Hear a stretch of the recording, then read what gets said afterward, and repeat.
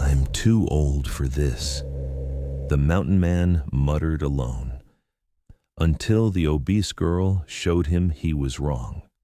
The winter of 1823 came hard to the Red Ridge Valley, bringing with it the kind of snow that buried fences and swallowed cattle whole. Harlan Crow stood at the window of his cabin, watching the white descend in thick curtains across the pine forest, and felt nothing but the familiar ache in his chest, the one that had taken up residence there 5 years ago, the day his Martha stopped breathing. At 50 years old, Harlan was what the townspeople called the last mountain man. That title had once carried weight, pride even. He'd been a hunter who could track an elk through a blizzard, a rescuer who'd pulled 3 miners from a collapsed shaft, a man whose word meant something in a territory where most men's word meant nothing. But that was before grief had hollowed him out and carved a man-shaped absence where Harlan Crow used to be. His son Thomas had left 7 years prior, heading east to some city where civilization meant something different than it did here. Harlan didn't blame him. The mountains had a way of keeping men locked in the past, and Thomas had wanted a future. The last letter had arrived 2 years ago, postmarked from Philadelphia. Harlan had read it once, then placed it in a wooden box beneath his bed where it lived among other relics he couldn't quite discard. Every morning, Harlan looked in the clouded mirror hanging above his wash basin and spoke the words aloud. I'm too old for this, too old for dreams, too old for love. It had become ritual, like coffee or checking the traps. The words were true enough. His joints complained with every movement. The cold seeped deeper into his bones each year. His hair had gone silver as snow. His hands were gnarled and scarred from decades of work. What use did an old man have for dreams? The dog, a graying wolfhound mix named Scout, would lift his head at the sound of Harlan's voice, then settle back down. Scout understood. They were both too old for much of anything. The descent into town took Harlan most of a morning. The paths were slick with ice, and he moved carefully, methodically, the way a man moves when he's learned that one bad fall could mean dying alone in the snow. Red Ridge wasn't much of a town, perhaps 200 souls, most of them struggling to wrest a living from this unforgiving land. There was a trading post, a saloon, a church, a schoolhouse, and a bakery run by old Mrs. Henderson. It was outside the bakery that Harlan first saw her. A group of young men, farm hands and the blacksmith's apprentices, barely old enough to shave, were circling a girl like coyotes around wounded prey. She was heavy-set with a round face and the kind of generous body that seemed to offend the sensibilities of the young and cruel. Her clothes were worn, patched in places, and she carried a burlap sack of flour that had begun to split, leaving a white trail behind her as she shuffled forward. "Look at her try to move," one of them laughed, a boy with scarlet cheeks and meaner eyes, moving like a buffalo through mud. Another began humming, a grotesque mockery of what might have been a waltz. The girl's shoulders curled inward, her chin dropping toward her chest. She clutched the flour sack tighter, as if by squeezing it she could disappear. The third boy bent down, gathering snow between his palms. Something in Harlan's chest, something he'd thought had died with Martha, suddenly blazed to life. Without thinking, his body moved forward, shoulders back, jaw set in the way it had been set 100 times in his younger years when situations called for a man to step in. "What's funny?" Harlan said, his voice dropping into the low register that came from the depths of his chest. "About hurting someone who won't fight back?" The boy with the snow stopped mid-motion. All 3 pairs of eyes turned toward Harlan, and for a moment, surprise rendered them stupid. They saw an old man in a coat held together with patches and determination, and something in his face, something older than age, something forged in a harder time, made them reconsider their choice of entertainment. "Just having fun," the scarlet-cheeked boy mumbled. "Find another way to have it," Harlan said. "Somewhere else." For a long moment, nobody moved. Then the 3 exchanged glances. the silent communication of cowards who'd found a reason to back down. They shuffled away, shoving each other and talking too loud to cover their retreat. Harlan turned to find the girl staring at him with eyes the color of spring water, wide and shining with unshed tears. Her face was round and kind, with features that would have been lovely if the world had been kinder to her. She looked to be in her late 20s, with dark hair pulled back in a simple braid. "Thank you," she said quietly. "I didn't think anyone would help." Harlan bent and began gathering the spilled flour, using his hands to scrape it back into the burlap sack. His movements were efficient, but gentle. "Sometimes folks need reminding that there's a cost to cruelty," he said. "Most people are too busy looking the other way." "My name is Maggie." She bent to help him, her movements careful. "Maggie Thornton." Harlan straightened and handed her the sack. "Harlan Crow. Keep this. Get yourself home. Storm's coming." Maggie glanced back toward the bakery, then down at her shoes. Her voice dropped to barely above a whisper. "I don't have a home to go to."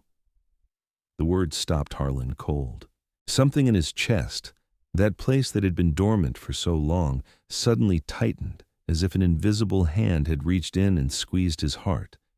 He'd heard variations of this story before, had seen the results. Desperate people doing desperate things, women ending up in situations no one spoke about in polite company. "What's your situation?" he asked, not unkindly. Maggie's story came out in halting pieces. She was an orphan. Her parents had given her to the church when she was small because, as her mother had said, no child should have to look like that. She'd bounced between various family arrangements, none of them particularly kind. By her early 20s, she'd found work at the bakery, but Mrs. Henderson barely paid enough to afford a room, and most of the rooms in town weren't rented to girls like Maggie anyway. For the past year, she'd been sleeping in the stable behind the bakery, in the corner where they kept the grain. "The cold's getting worse," she said, not meeting his eye. "I was thinking, well, I wasn't thinking much of anything. I just keep moving forward because I don't know what else to do." Harlan looked at this girl, this tired, kind-faced girl, who'd done nothing to deserve the cruelty the world seemed determined to heap upon her, and something shifted in him. It was small at first, barely noticeable, like the first crack in spring ice. But it was there. "You can stay in my cabin," he heard himself say. "Through the winter at least. There's work needs doing. The roof leaks, the supplies need organizing, and the place could use a woman's attention." Maggie's head snapped up. You don't even know me." "I know you don't deserve to freeze to death in a stable," Harlan said. "That's all I need to know." That night, Harlan built up the fire and showed Maggie around the cabin, the main room where he cooked and sat, the small bedroom where he slept, the storage room, the lean-to out back. It was a modest space, everything functional, nothing wasted. There were no decorations except a faded photograph on the mantel showing a younger Harlan with a woman with kind eyes and a boy who had his father's stubborn chin. "Your family?" Maggie asked gently. "Was," Harlan said. He didn't elaborate, and Maggie didn't press. She set about preparing a simple dinner, some of the supplies she'd purchased before the incident with the boys, combined with things Harlan had stored away. As she worked, she moved through the space with a kind of natural grace, her heavy body belying a surprising nimbleness. By the time the food was ready, the cabin felt different somehow. Warmer, more like a home rather than a waiting room for death. "This is good," Harlan said, tasting the stew. It was simple. Deer meat, potatoes, onions, but it was made with care, and he could taste the difference. "My mother taught me to cook before—" Maggie paused, then shrugged. "Before she decided I was too much trouble to keep around. It's one of the few things I remember her doing kindly." They ate in companionable silence. Outside, the wind began to pick up, and snow started falling in earnest. By the time the sun set, it was falling so heavily that visibility from the window dropped to a few feet. Harlan checked the stock of wood, the supplies of food, the condition of the roof. They would be fine. More than fine. For the first time in years, the thought of being snowed in somewhere didn't feel like a death sentence. Over the following weeks, Maggie became woven into the fabric of Harlan's daily life. She rose early to start the fire and prepare breakfast. She mended his clothes, organized his tools, and brought a kind of order to the chaos he'd allowed to accumulate. She sang while she worked, old songs sometimes with a voice that wasn't beautiful but was genuine and true. She laughed, not at him but with him, when he fumbled with tasks that didn't require physical strength. One afternoon, Harlan's back seized up while he was carrying wood, and he found himself bent nearly double, unable to straighten. Maggie came to him without fuss, and together they made it to a chair where he could rest. She heated water and pressed warm cloths to his back, her hands firm and knowing. "You're in pain a lot," she observed. "Do you get lonely, even with Scout?" Harlan considered the question seriously. "I was," he admitted, "but that was before you came. I was the kind of lonely that eats you from the inside out, the kind where you forget what voices sound like besides your own." Maggie was quiet for a moment, her hands still moving across his back. "I was lonely too, even when there were people around. Being overlooked is a kind of loneliness that's maybe worse because you're not even alone. You're just invisible." "You were never invisible to me," Harlan said quietly. "Not from the moment I saw you." One evening, as winter began its slow retreat and the first hints of spring appeared in the longer light lasting into the afternoon, Harlan came back from checking the traps to find Maggie sitting outside on the porch steps, wrapped in a blanket he'd provided. "Look," she said, pointing. Scout was sprawled across the snow, and a pair of young foxes were cautiously approaching him, curious about this large creature who'd made no move toward them. Scout, ancient and wise, simply watched them with the benevolence of age, his tail thumping slowly against the white. "They're friends," Maggie said with wonder. Scout could have scared them off weeks ago, but he let them come back again and again until they trusted him. Harlan sat beside her, close enough that their shoulders nearly touched. "Scout knows something important," he said, "that sometimes patience and kindness get you further than strength and fear." Maggie turned to look at him. "Is that what you've been teaching me? With all this?" "I'm teaching you what you already knew," Harlan said, "just reminding you that you're worth teaching." The spring brought changes that neither of them had entirely anticipated. Harlan found himself noticing the way Maggie looked in the morning light, the particular shade of her eyes, the way she hummed while she worked. It troubled him, this noticing. He was too old for such things, too old, too broken, too set in his ways. But then one morning, as Maggie was arranging some wildflowers she'd found growing on the south side of the cabin, tiny crocuses, pale purple, she turned to him and said, "You're old, yes, but your heart is young. It still knows how to protect.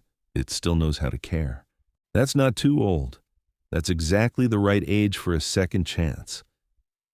Harlan didn't respond immediately. Instead, he went to his workbench and brought out something he'd been carving in the evenings by firelight.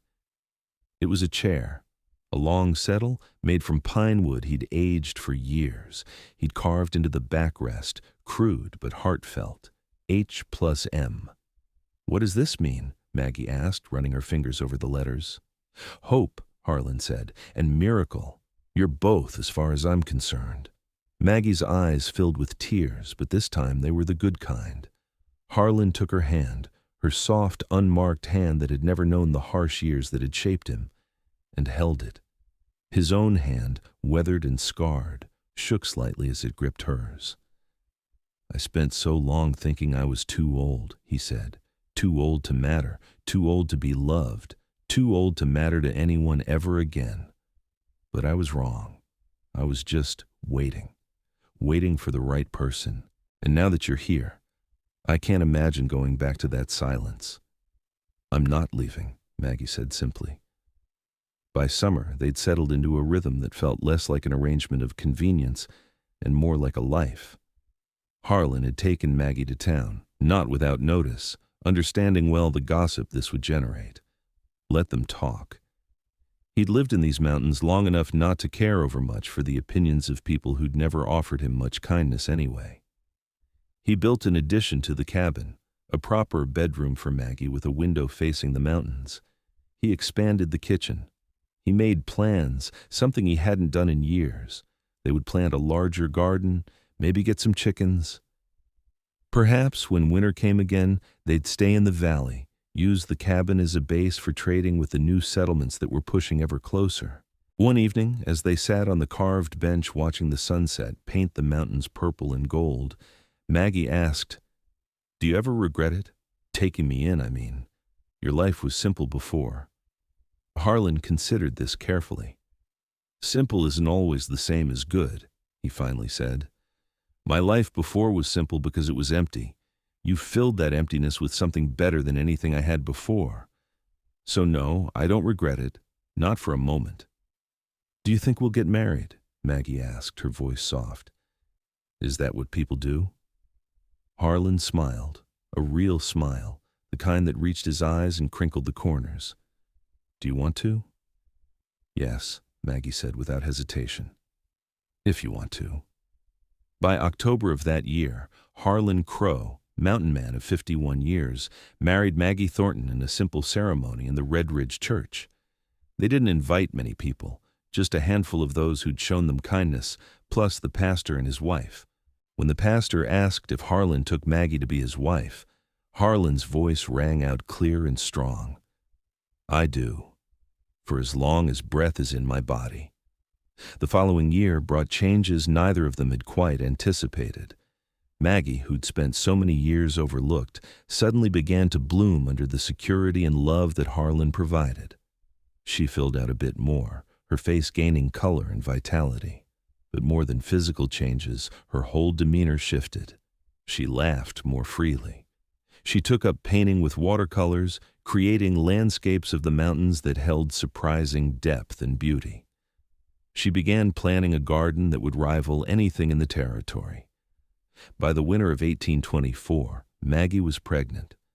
The realization had come gradually. A few mornings of nausea, an exhaustion that seemed to go deeper than simple fatigue, then finally, undeniably, the hard reality of a child growing inside her.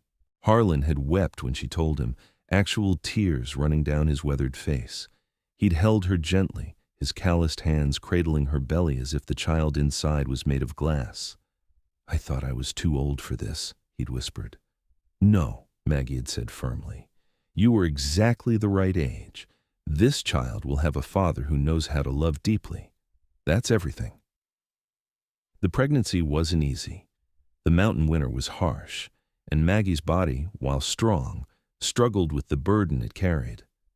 There were days when she could barely leave bed, when the exhaustion was so complete that Harlan feared for both her and the child. He rode to town for the midwife, a no-nonsense woman named Mrs. Cole, who delivered half the children in the valley over her 40-year career. "She's healthy," Mrs. Cole pronounced after examining Maggie thoroughly.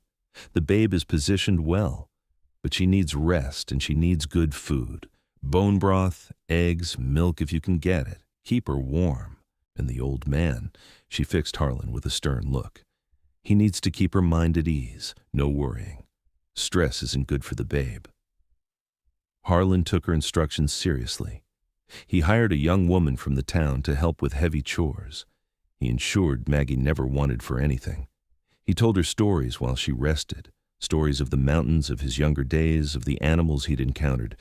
He'd never been a man of many words, but he'd found that with Maggie, the words came more easily. The baby came in early spring, in the pale light of dawn. Mrs. Cole had stayed the night, and Harlan had paced outside the cabin as he'd once paced outside hospital rooms a lifetime ago. The sounds from inside the cabin, Maggie's cries, the low murmur of the midwife's instructions, drove spikes of fear and hope through his chest in equal measure. Then, suddenly, a new sound, a baby's cry, thin and fierce and impossibly vital. Harlan was allowed inside, and there was Maggie, exhausted but radiant, holding a tiny bundle wrapped in a blanket he'd woven the previous winter from the wool of sheep at a neighboring ranch. "It's a girl," the midwife said, handing the baby to Harlan after he'd washed his hands. "Healthy lungs on her, small but perfect." The baby fit in Harlan's palms like a miracle. She had her mother's coloring, dark and warm, but her eyes, when she opened them, were pale like his own. She stared at him with the serious expression of the very newborn, and Harlan felt something shift in his chest that was both familiar and entirely new. "What will we call her?" Maggie asked softly. Harlan thought of his life before. Martha, who'd given him so much and had been taken too soon, of his son, Thomas, who'd had to leave to find himself, of the long, empty years in between. "Martha," he said quietly. "Martha Hope Crow, after her grandmother and for the future she represents. For Young Martha, they called her Hope or Hopi to distinguish her from her grandmother, grew into a child who was loved fiercely and completely. She had Harlan's serious face and thoughtful nature, but her mother's gentle soul. She would sit on Harlan's knee while he told her stories, her small fingers tracing the scars on his hands. "Were you a fighter?" she asked once when she was perhaps 3 years old. "I was," Harlan admitted, "but fighting is the easy part. Loving is harder and better." By the time Hope was 2 years old, Harlan was 54, and the mountain man who'd once considered himself finished with life had become something unexpected, a devoted father and grandfather. Because yes, Thomas had returned. He'd come back to Red Ridge in the fall of 1826, stepping off a stagecoach looking like a city gentleman. Harlan had almost not recognized him, but then his son smiled, and the years fell away. "I got your letter," Thomas said, "about the baby, about Maggie. I needed to see it for myself. I needed to see if the mountain man had actually found happiness." Harlan had held his son, and they'd both wept. It had taken hours for them to catch up. Thomas's life in Philadelphia, his own business ventures, his realization that he missed the mountains more than he'd ever missed anything else. Thomas had returned not as a visitor, but as someone ready to put down roots again. He brought with him a wife, a kind woman named Elizabeth, and within 2 years, Thomas and Elizabeth had their own son, Daniel, who was only 6 months younger than Hope. On Harlan's 56th birthday, the cabin had been full in a way it hadn't been since his Martha died. His son and daughter-in-law were there, their baby sleeping in a bassinet in the corner. Hope was running around, her dark hair flying, being chased by Scout, who somehow had found new energy in his last years. And at the center of it all was Maggie, heavy with her second pregnancy, her face flushed with joy as she orchestrated the festivities. "Remember," Thomas said, sitting beside his father, "when you told me the mountains were a trap, that I needed to leave to have a real life?" "I remember being foolish," Harlan said. "You were protecting me," Thomas said, "but you were also protecting yourself from something you didn't believe in anymore, the possibility of being happy again. I had to leave to understand that happiness isn't about location. It's about people." In the spring of that year, Maggie gave birth to a boy, strong and squalling, with red cheeks and a set to his jaw that suggested he'd make his opinions known for many years to come. They named him James, after Harlan's father, a man Harlan had barely known but wanted to honor somehow. The little cabin in the Red Ridge Valley had become something entirely unexpected, a home filled with multiple generations, with laughter and tears and the ordinary, extraordinary magic of family. Harlan Crow, the mountain man who'd thought himself too old for anything anymore, had become a father of 3, including the stepchild that was Scout, now ancient and content, and a grandfather, with more on the way from the looks of things. On the days when the weather was clear, you could see him sitting on the carved bench with H+M, still etched into its backrest, sometimes with Maggie beside him, sometimes with his grandchildren, sometimes alone with his thoughts. He never spoke the words anymore. "I'm too old for this." Because he'd learned the truth. He wasn't too old, Age wasn't the problem. The problem had been fear. Fear that his life was finished, that his best days were behind him, that there was nothing left to feel. Maggie had taught him something the mountains had never learned how to say, that love doesn't have an expiration date, that second chances are real, and that a man is never too old to become something new. The people of Red Ridge gossiped still, as people do. But the gossip had changed. They no longer spoke of the last mountain man as a relic of a dying age. They spoke of him as a man who'd found love and built something meaningful, proof, perhaps, that it was never too late to start again. And if sometimes, on winter mornings, Harlan looked in the mirror, he didn't say anything. He just smiled at the man looking back, weathered, yes, but alive in a way he'd forgotten how to be. Then he'd go find Maggie, or his children, or his grandchildren, and he'd live another day in the second chance he'd been given.